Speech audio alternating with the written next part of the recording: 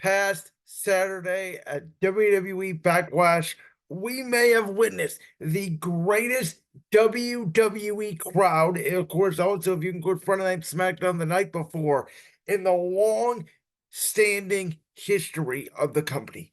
Leon, France brought it from the get go, and it made a Backlash Premium Live event that, as I said before, when we were making my predictions on Thursday, which about 95% of my predictions did come true, by the way, that I had said that, for these B-level premium live events, sometimes they are the best premium live events because we have lower expectations than, of course, the ones that are the A level, your Royal Rumbles, your Summer Slams, your WrestleManias, etc.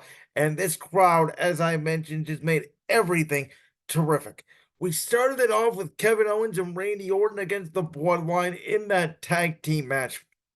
Now, this match was a great call before the start of the matchup because these two teams started brawling within the WWE Universe, and Nick Aldis immediately came out and said, "This tag team match is turning into a street fight. Ring the damn bell." And the story here was Kevin Owens and Randy Orton were taking it to the new Bloodline with, of course, Tommy Tonga, Solo Sikoa, and Orton and Kevin Owens dominating most of this matchup using garbage cans and steel chairs and tables.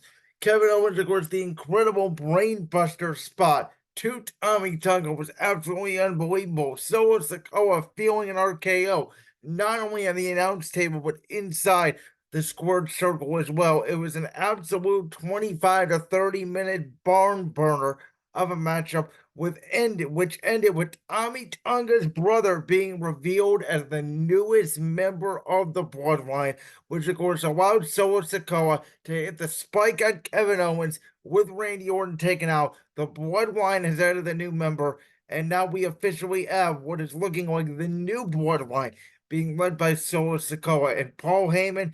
Very confused. We saw the interaction they had with Jey Uso later in the night as Solo Sikoa looks to recruit new members of the Bloodline. What I believe this is leading to is an eventual War Games match about 6 months from now, later on at Survivor Series, between Team Solo Sikoa, which could also involve, by the way, the final boss, Dwayne The Rock Johnson, against Team Tribal Chief, where Roman Reigns gets his brothers, Jay and Jimmy Uso, together.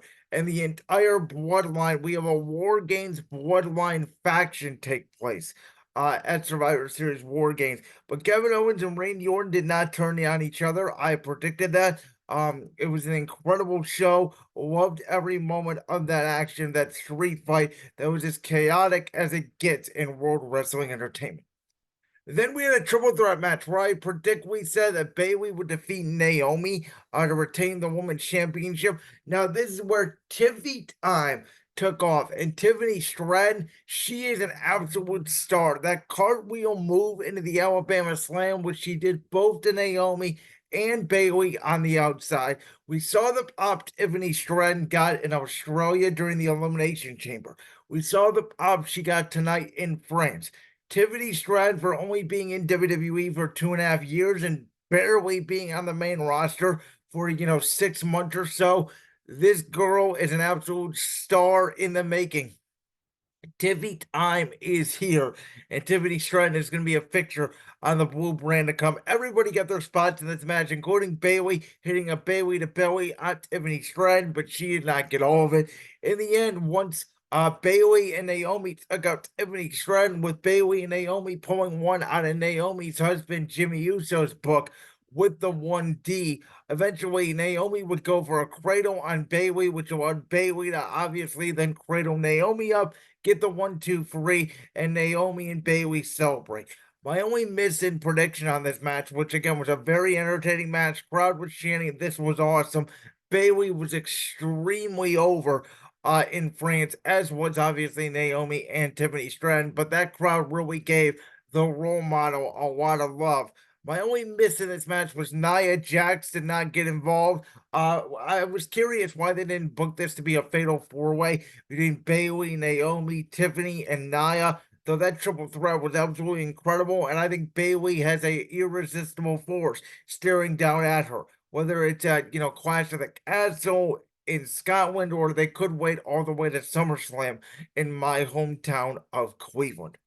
Then we got the entrance, I should say, of the year. We saw last year the entrance of the year was probably a Bad Bunny at Backlash in Puerto Rico. Well, Backlash, that Puerto Rico environment was on crack. This France environment was on crack, and Jey Uso with them lighting up their phones like they did for the late great Bray Wyatt. The Fireflies out in full force as Jey Uso and Damian Priest had a very good match in La Champions first heavyweight championship defense, which of course involved interference of Finn Balor, involved interference from JD McDonough. A little bit surprised that Dominic Mysterio, even though he does have that injury, the elbow injury, which it sounds like he's going to need Tommy John surgery. When have you ever heard a wrestler needing Tommy John surgery? Who knows? Maybe he was under the knife and that's why he couldn't travel over. But the story was all about Finn Balor and JD McDonough, who Jey Uso did a very good job of taking out. In the end, Jey Uso would hit a spear on Priest, the splash. JD McDonough would obviously put his foot on the rope. A super kick from Jey to Finn Balor would allow Damian Priest to hit a South of Evan chokeslam from the top rope, which Jey had already kicked out of a South of Evan chokeslam earlier in the match from the top rope. Priest was able to get the cover 1, 2, 3. But the biggest storyline here is Damian Priest was not happy with the fact that the Judgment Day interfered in his match. As I said in my backlash predictions, what I think this is leading to is that the Judgment Day is going to fall completely apart. It could lead to Damian Priest losing his World Championship faster than we all potentially think. Maybe to, again, Drew McIntyre at the Clash at the Castle 2 premium live event in Scotland, McIntyre's hometown. Could lead us to Punk and McIntyre for the world title at SummerSlam, and maybe a Damian Priest Finn Balor one-on-one contest. I think this is where this is going. Now, Jey Uso may have a gripe. We may get a rematch of the King and Queen premium live event in Saudi Arabia between Priest and Jey. Maybe Drew McIntyre gets involved. Who knows? Because McIntyre is taking on Finn Balor in the first round of the King of the Ring tournament. I believe that matchup is happening this Monday on Raw. So, very excited to see all this interesting development when it came to the World Championship. There's a ton of storylines here. But I think at the end of the day, it looks like we're going to the dissension of the Judgment Day. Rhea Ripley told the crew that while she was away rehabbing to keep going and to keep running Monday Night Raw, they may no longer be a group when Ripley gets back in the fold. And there may be a storyline there that Ripley tries to get the band back together. Then we get the fourth match of the night, which my only complaint about it was I felt like it went way too long. But Bianca Belair, Jade Cargill, as I predicted, would win the WWE Women's Tag Team Championships from Asuka and Kairi Sane. I must say, I was a little bit surprised at where some of these matches took place on the card. Jey and Priest went a little bit earlier than I thought. Same with the Bloodline match. I thought this women's tag team title match would open the show. The only spot that I correctly guessed in terms of placement on the card was the main event, Cody and AJ Styles, which was pretty much a given. So there you have it.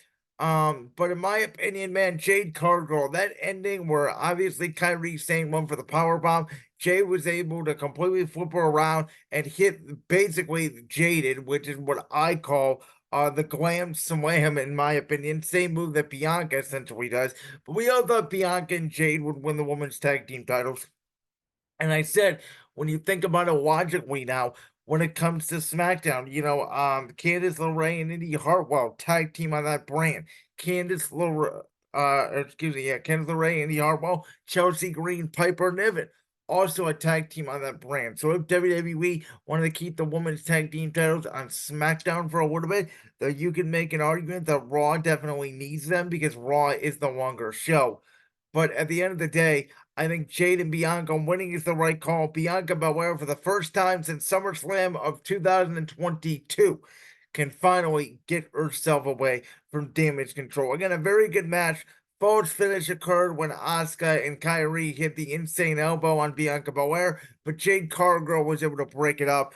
Jade took a little bit more punishment than I thought she would in this match. I did not think this match would go on for very long.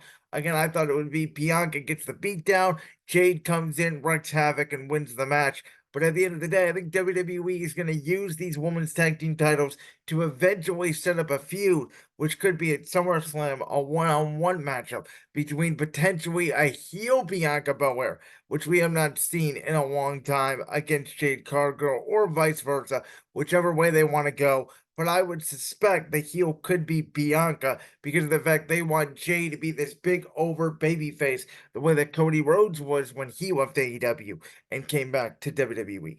Then we get to the main event, which was a very good match, a technical wrestling match between AJ Styles and the American Nightmare, his first TV title defense of the Undisputed Championship, which after a super Cody cutter and a crossroads, which he had tried to hit the whole match, Cody Rhodes retained the title. Again, I thought this was a very great technical wrestling match. AJ Styles would go for multiple Styles clashes. He would go for a phenomenal forearm. He could not connect with any of his finishing moves, which keeps them protected, by the way, when he does hit them on Cody. You had Cody go for multiple crossroads, which he could not connect. Took him multiple Cody cutters, a disaster kick, to finally be able to lock in that crossroads, as AJ Styles and Cody Rhodes had never wrestled before, and for the first time, they do it in the WWE, which is a rarity. We talk about commentary being dream matches, and with the crowd singing along to every movement, including Cody Rhodes' entrance while Samantha Irving was doing the introductions. The atmosphere was incredible, but we often get, again, AJ Styles and Shinsuke Nakamura, right? Like, they wrestled in Japan. It was a first time matchup in WWE. Well, in this case, it was a first time matchup no matter the promotion. Which again, for the first time to be in WWE is a rarity. And these two guys who, AJ Styles had to make his name on the independent scene before coming to WWE. Cody was in WWE and then he had to leave and then come back. Just they seem to have never crossed paths. And now that they finally had, put on an incredible matchup where AJ Styles proved that he is once again one of the best wrestlers in the world. If WWE decided to run this back, I would not be mad at it. There's not really a direction, I would argue, right now for AJ or Cody's title reign. I think we're sort of sitting on, will Cody face the final boss at SummerSlam? Will he face the tribal chief? Will it be Cody Rhodes, Roman Reigns 3 at SummerSlam? I was a little bit surprised that Gunther went to Raw because I thought Gunther was a candidate to face Cody at Bastion for a win for the Undisputed Championship, if that was where they were going. But that is obviously not going to be the case at this point. So I'm excited to see what happens here with Cody and AJ, and if AJ and LA Knight, yeah, who got the biggest pop in France that I've ever heard since Stone Cold Steve Austin, by the way, the other night on SmackDown before the premium live event. So overall, you guys know I love these international premium live events. They are special when the crowd brings it. This crowd was on fire. The decimal level kept registering on Apple Watches and watches throughout the building. Michael Cole and Corey Graves kept saying they couldn't hear each other and they were right next to each other. It just goes to show you the role WWE is on right now. And while I correctly predicted every single match on this card, every single match was worth watching, even if a couple did go on a little bit too long, even if the false finishes or even the finish itself was predictable. I love professional wrestling. I love great professional wrestling. And I thought that WWE absolutely brought it today in France. Pure entertainment for the near 3 hours that we watched. And that'll do it for this edition of Brains World. Again, thank you guys so much for listening to my thoughts on the latest in the NBA playoffs, as well as WWE Backlash. When we return on Thursday, of course, you guys know Thursday the NFL schedule gets released, but we will be diving in to all things NBA postseason. Like that clip from the Brains World podcast? If so, make sure you go down there and hit that subscribe button. While you're down there hitting the subscribe button, make sure to also hit the notification bell so you never miss another upload. And make sure you check out all the other clips from the Brains World podcast right here on YouTube.